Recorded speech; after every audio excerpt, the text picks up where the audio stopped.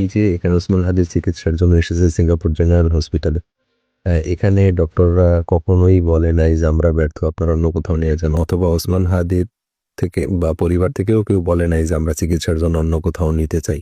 আসসালামু আলাইকুম ভিউয়ার্স, দেশ ও দেশের বাহির থেকে যারা আমার ভিডিওটি প্লে করেছেন জানাচ্ছি আন্তরিক শুভেচ্ছা ও অভিনন্দন। আশা করি সবাই ভালো আছেন, সুস্থ আছেন, আলহামদুলিল্লাহ। তো ভিউয়ার্স, সিঙ্গাপুর থেকে ওসমান হাদিকে মারাত্মক বা সংকটাপন্ন অবস্থায় নেওয়া হয়েছে যুক্তরাজ্যে, এবং সেখানেও গিয়ে তার অবস্থা আরও বেশি সংকটাপন্ন। যে কোনো মুহূর্তে তিনি দুনিয়ার মায়া ত্যাগ করে চলে যেতে পারেন। অটোমেটিক্যালি সোশ্যাল মিডিয়াতে ঝড় উঠেছে যে ওসমান হাদি আর নেই, তার মৃত্যু হয়ে গেছে, এমন গুঞ্জনে এখন আমরা সরাসরি স্পষ্ট বার্তা যুক্তরাজ্য তথা লন্ডন হাসপাতাল থেকে চিকিৎসকের ভিডিওর মাধ্যমে জানবো যে বর্তমান ওসমান হাদির অবস্থা কি, তিনি কি জীবিত নাকি মৃত, জীবিত ফিরে আসার সংখ্যা আছে কিনা, মৃত অবস্থায় তিনি বাংলায় ফিরবেন। বিস্তারিত আপডেট জানবো চিকিৎসকের কাছ থেকে। সো ভিডিওতে যাওয়ার আগে ছোট রিকোয়েস্ট করবো, যারা চ্যানেলটি সাবস্ক্রাইব করেননি সকল আপডেট সবার আগে জানতে অবশ্যই চ্যানেলটি সাবস্ক্রাইব করে পাশে রাখবেন। দর্শক আসুন স্ক্রিনে আমাদের ওসমান হাদির চিকিৎসা নিয়ে হাজার হাজার নিউজ বাংলাদেশের পেপার পত্রিকা এবং সেলিব্রিটিরা শেয়ার করতেছেন। আমি আসলে জানি না এসব নিউজের সোর্স কি। তারা নিজেরাই যে কোনো একটা নাম দেয়, ওসমান হাদির ভাই অমুক তমুক বলেছে, কিন্তু আমার মনে হয় এরকম কেউ কিছু বলে নাই। আজকে দেখলাম নতুন আরেক গুজব, সেটা হলো ওসমান হাদির চিকিৎসা সিঙ্গাপুরে হচ্ছে না, এখানে নাকি চিকিৎসকরা ব্যর্থ হয়েছেন, সুতরাং তাকে যুক্তরাজ্যের লন্ডন না কোথায় নিতে হবে, এরকম কিছু নিউজ আসতেছে। আসলে এরকম কিন্তু কোনো কিছু এখানে কোনো আলোচনা হয়নি। খুবই হাস্যকর লাগে বাংলাদেশি হলুদ মিডিয়াগুলা, এরা মানে কি বলা হয়, তিলকে তাল করার ওস্তাদ। এই যে এখানে ওসমান হাদির চিকিৎসার জন্য এসেছে সিঙ্গাপুর জেনারেল হসপিটালে। এখানে ডক্টররা কখনোই বলে নাই যে আমরা ব্যর্থ, আপনারা অন্য কোথাও নিয়ে যান, অথবা ওসমান হাদির থেকে বা পরিবার থেকেও কেউ বলে নাই যে আমরা চিকিৎসার জন্য অন্য কোথাও নিতে চাই। সিঙ্গাপুর জেনারেল হসপিটালের মানে তারা কতটুকু পারে না পারে সেটা আসলে বলার কিছু নেই। আমাদের দরকার হলো ওসমান হাদি সুস্থ হোক, এটা। কিন্তু এখানে জানা উচিত যে সিঙ্গাপুর জেনারেল হসপিটাল কোন লেভেলের অপারেশন করে, আপনাদের তার একটা নমুনা দিচ্ছি। আজকে থেকে প্রায় 25 বছর আগে 2001 সালের দিকে, তখন টেকনোলজি তো আর অনেক পিছিয়ে ছিল। সেই সময়ে নেপাল থেকে আসা দুইটা বাচ্চা শিশু, গঙ্গা এবং যমুনা নামে দুই বোন, ওদের জন্মগতভাবে মাথা জোড়া লাগানো ছিল, এবং এই মাথা জোড়া লাগানো এতটাই কমপ্লেক্স ছিল যে তারা দুজনে কমন ব্লাড ভেসেল বা রক্তনালী শেয়ার করেছিল, যার ফলে এটা বলা হয়েছিল যে সবচেয়ে ঝুঁকিপূর্ণ অপারেশন। এবং সেই অপারেশন সিঙ্গাপুর জেনারেল হসপিটালের নিউরোসার্জারি বিভাগই সেই অপারেশন করেছে, এবং ডক্টরের ধারণা ছিল যে সেই অপারেশন করতে আনুমানিক 30 ঘন্টার মতো সময় লাগতে পারে। কিন্তু ইন্টারেস্টিংলি যে সেই অপারেশন করতে প্রায় 104 ঘন্টা সময় লেগেছিল। সোমবার দিন সকালে অপারেশন শুরু হয়েছিল, শুক্রবার দিন বিকাল 4টায় শেষ হয়েছিল। পুরো সপ্তাহ ধরে একটা অপারেশনে চলেছিল। তবু সেই অপারেশন সাকসেসফুল হয়েছিল এখানে, যেটাকে বলা হয় পৃথিবীর ইতিহাসে সবচেয়ে দীর্ঘতম অপারেশন। 104 ঘন্টা, আপনি একটু চিন্তা করে দেখেন। এবং সেই সময়ে এই অপারেশন করার জন্য যেসব টেকনোলজিগুলো দরকার ছিল, 3D প্রিন্টিং থেকে শুরু করে যেসব টেকনোলজিগুলো ইউজ করা, বা 3D স্ক্যানার, এরকম বেশ কিছু সবচেয়ে টপ লেভেলের যেসব টেকনোলজিগুলো দরকার ছিল, সেইগুলোও সিঙ্গাপুর জেনারেল হসপিটালে সেই সময়েই ছিল। আর সিঙ্গাপুরের এদের ধর্মই হলো এরকম যে পৃথিবীর যত বেস্ট টেকনোলজি শুরু হবে সর্বপ্রথমে তারা নিয়ে আসবে, এবং শুধু এমন এক দেশের না, 5টা টেকনোলজি আসলে 5 দেশের 5টাই তারা রিজার্ভ রাখবে। সুতরাং এখানে টেকনোলজির কোনো ইস্যু না, কোনো কিছু ইস্যু না। এখানে ডক্টররা কতটুকু কম্পিটেন্ট সেটা নিয়েও আসলে আমার গর্ব করার বা করার কিছু নেই।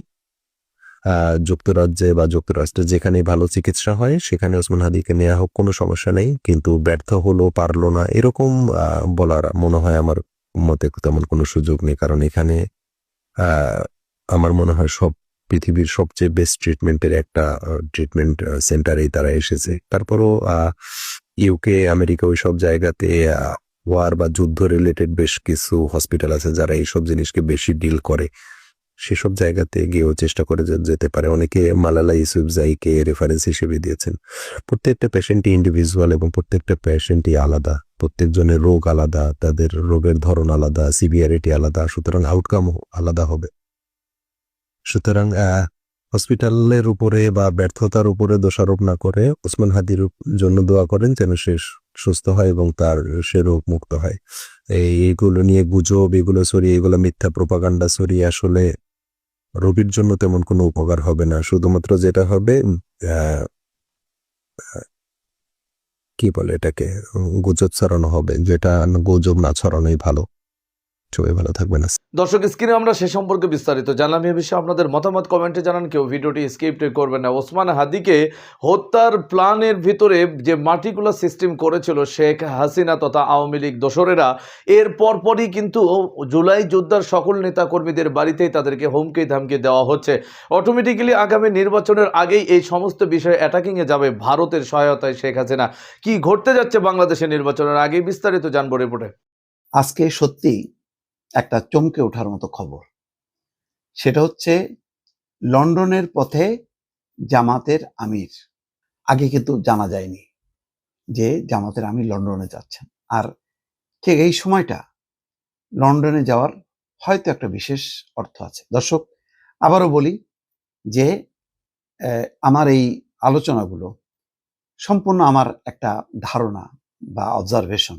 এটা সঠিক নাও হতে পারে, আবার সঠিক হতেও পারে। সেই কারণে এই আলোচনাটা শুনে আবার মনে করেন না যে আমি কোনো বাড়তি কথা বলছি, কোনো প্রোপাগান্ডা ছড়াচ্ছি। না, বিষয়টা তা না। কারণ রাজনীতির সব কথা কি আমরা জানি? জানি না। ভেতরে ভেতরে কি চলছে, উপরে এক রকম কথা, ভেতরে ভেতরে এখন আরেক রকম কথা। বিশেষ করে সামনে নির্বাচনকে ঘিরে অনেক রকম জল্পনা কল্পনা আছে, অনেক রকম মেরুকরণ আছে। যে মেরুকরণে বোঝা যাচ্ছে যে জামাতের আমির শফিকুর রহমানের নেতৃত্বে একটা মেরুকরণ, আর অন্যদিকে বিএনপির ভারপ্রাপ্ত চেয়ারম্যান তারেক রহমানের নেতৃত্বে আরেকটা মেরুকরণ।